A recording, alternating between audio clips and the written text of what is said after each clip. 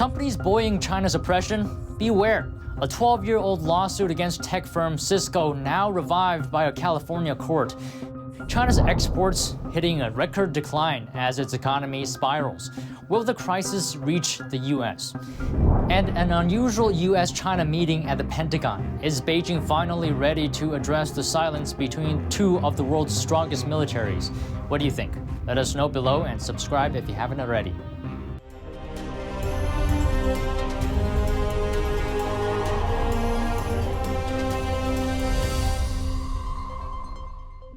Welcome to China in Focus. I'm Don Ma, in for Tiffany today. An American tech company allegedly with a helping hand in Chinese oppression. Last week, the Ninth Circuit Court in California overturned a 9-year-old lawsuit dismissal. The case accuses Cisco Systems of helping the Chinese Communist Party persecute a religious group by making it easier for Beijing to arrest, detain, and torture adherents with its technology. In the midst of a heated U.S.-China tech war, are large companies complicit in Chinese oppression? A look at that question and the story of a Cisco shareholder's fight for human rights 20 years ago. Let's dive in. I'm so glad that this Ninth Circuit... That was a longtime human rights activist Ann Lau's response to the Ninth Circuit U.S. Court of Appeals' recent decision to revive a nearly decade-old case. The case she's referring to is the 2011 lawsuit against Cisco, alleging the company helped the Chinese Communist Party, or CCP's, violent persecution of Falun Gong. Here's what Terry Marsh, the chief attorney in the Cisco case, had to say. They understood ideological conversion through torture, which is, what can I say, a pretty horrific crime. Lau says she's been calling attention to Western corporations assisting the regime's human rights violations since 2002, when she submitted a resolution. Back in year 2000, China started to pick people up when they went on the internet to talk.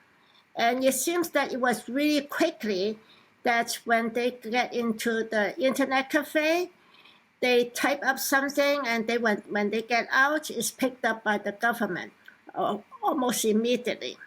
Through her internet business, Lau learned about Cisco's alleged involvement in supplying the CCP internet equipment used to monitor its hundreds of millions of netizens. To bring it to the company and the public's attention, she brought shares of Cisco and waited a year before she could qualify to submit resolutions to the SEC as a shareholder. Her resolution requests Cisco to prepare an annual stockholder report describing its products provided to any government entity that could allow online monitoring or recording. Fast forward 21 years, Lau says she's pleased with the rising public awareness. I'm hoping that this will establish a precedent that corporations is responsible if they are in any way proven in persecuting people around the world. Falun Gong is a faith group that's been heavily persecuted in China since 1999. In the 2011 lawsuit against Cisco, the plaintiffs accused the CCP of using a surveillance platform known as Golden Shield to monitor and detain Falun Gong adherents.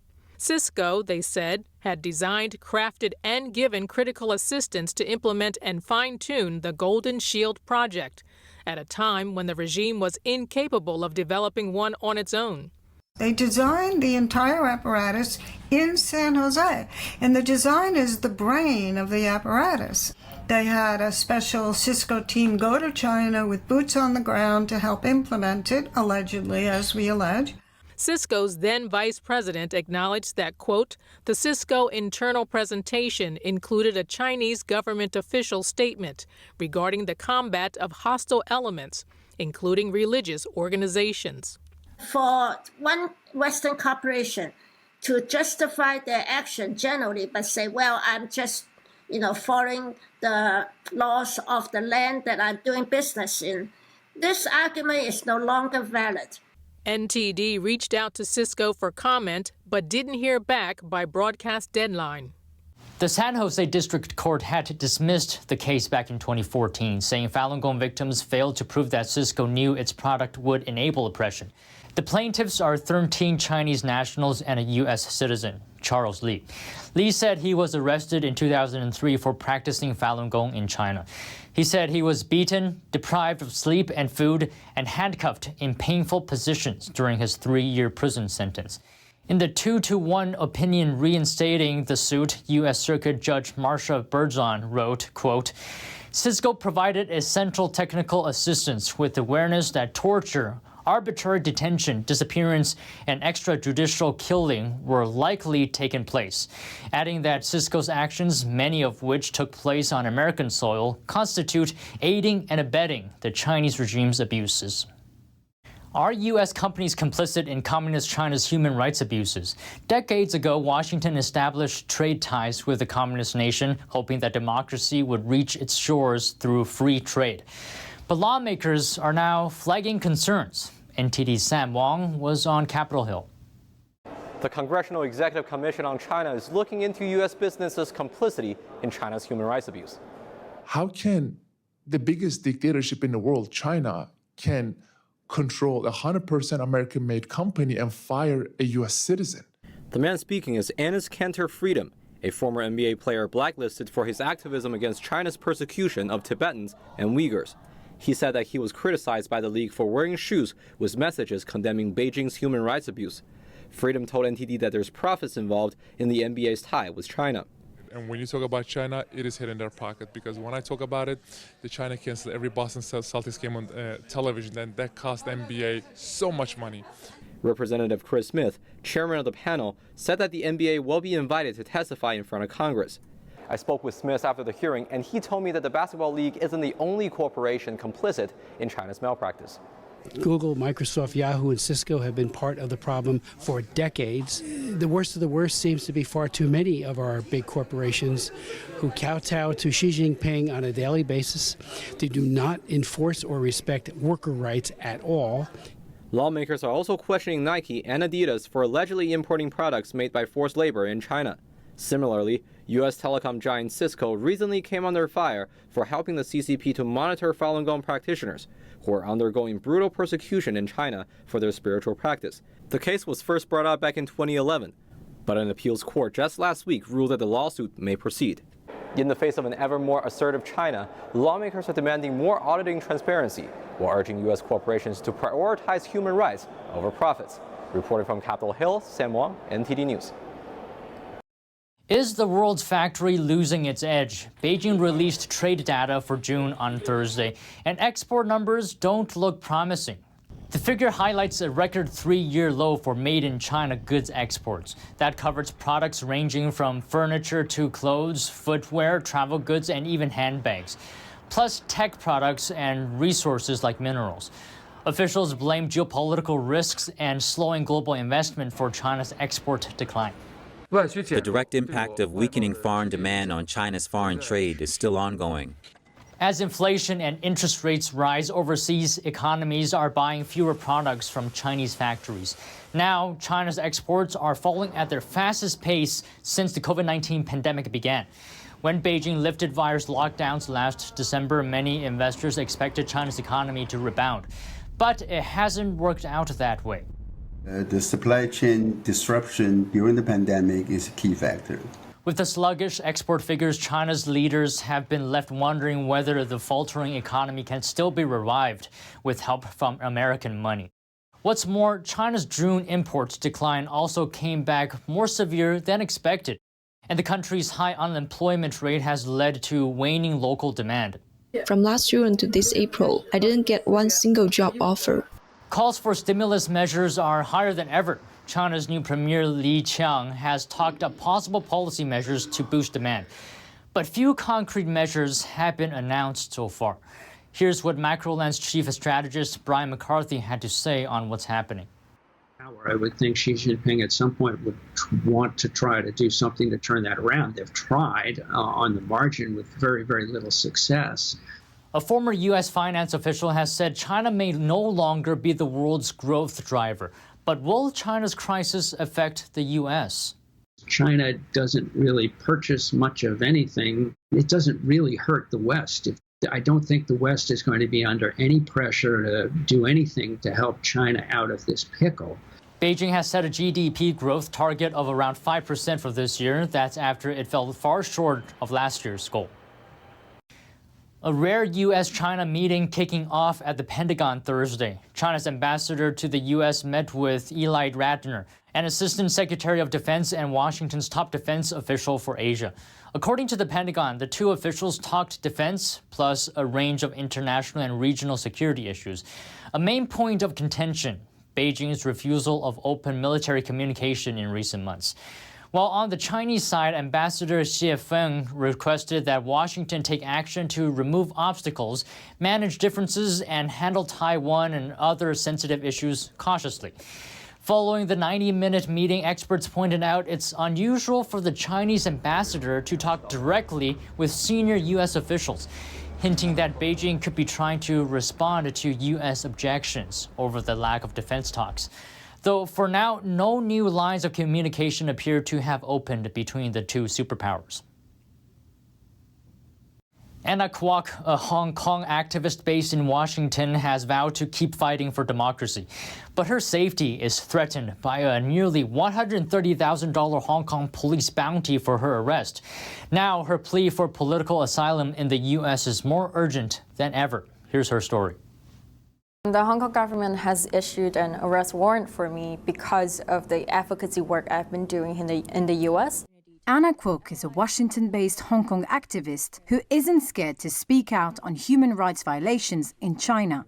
They have been trying to say that Hong Kong is prosperous, Hong Kong is well-developed, and Hong Kong respects human rights. And we are living examples of that not being true. Last week, Hong Kong police sought to ramp up pressure on Kwok and 7 other overseas-based activists, issuing arrest warrants for alleged national security violations and offering bounties of nearly $130,000 for each arrest. Kwok says the warrants confirmed what she had long suspected, that returning home would be impossible since it would lead to almost certain arrest. But that isn't going to slow her down.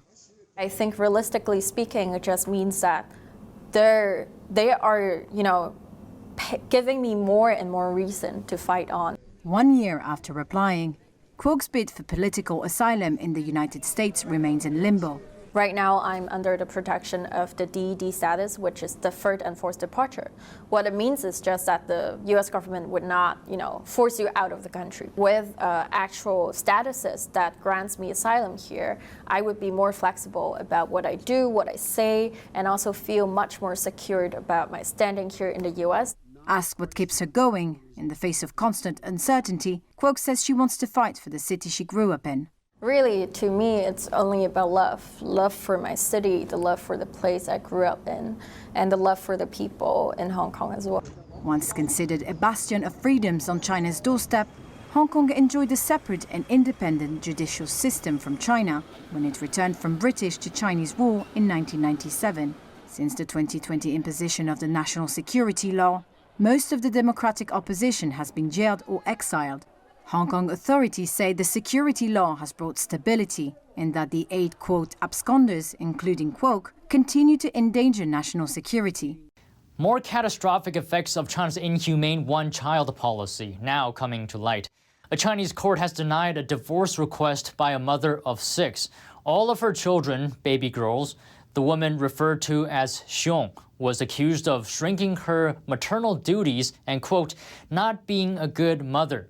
She explained that her husband and his family placed great importance on having a son to continue the family line, a strong social custom in China because of the one-child policy. While daughters will one day marry into other families, sons will support their parents as they age. Xiong said she came to realize she was merely viewed as a childbearing vessel. The mother of 6 said she couldn't bear more pregnancies, so she fled back to her parents' home in 2019. But the Hunan province judge sided against the mother's divorce, claiming that Xiong couldn't prove her marriage had broken down. As the Chinese regime faces down an impeding population crisis, some fear Beijing may be wielding its court system to combat plummeting birth rates. A new battleground for the U.S.-China power struggle, the ocean floor. There, crisscrossing cable speed up the world's data transfers. A Reuters feature story tracks Washington's new effort to push China out of the subsea cable market. Here's the latest.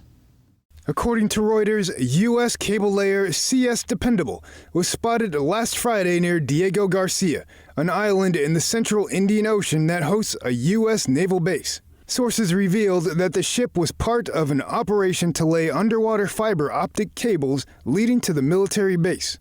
The move is expected to bolster U.S. military readiness in the Indo-Pacific, where China's naval influence has been expanding over the past decade. CS Dependable is owned by New Jersey-based Subcom, a key player in the U.S.-China tech war. The company is one of the world's top 4 submarine cable contractors.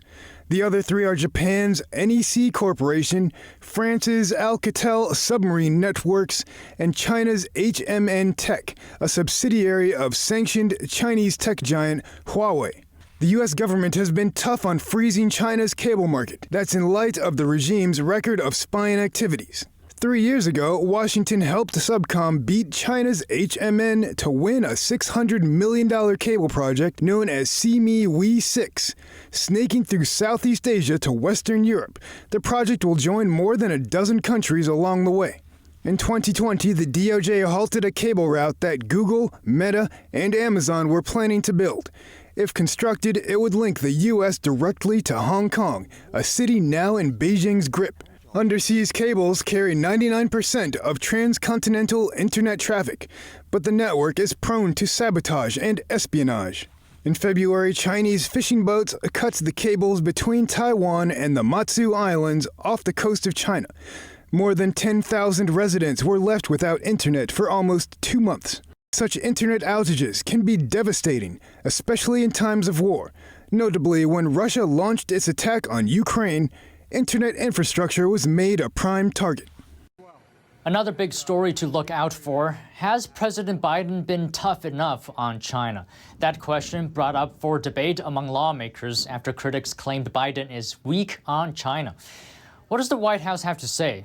That report and more coming up tomorrow on China in Focus. And that's all for today's China in Focus on YouTube. We're now sharing a shortened version of our program here after being demonetized for 2 years. Here's what to look out for in our second half. Has the West already lost control of its most vital sea route? Russia and China have made major advancements in the Suez region, at what some call at the expense of the US and European powers. What makes the area so important? And what's the danger if China and Russia are more present there?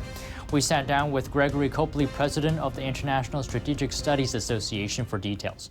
The full episode is available on our partner platform, Epoch TV. To sign up, click the link down below. Thanks for watching China in Focus. I'm Don Ma. See you tomorrow.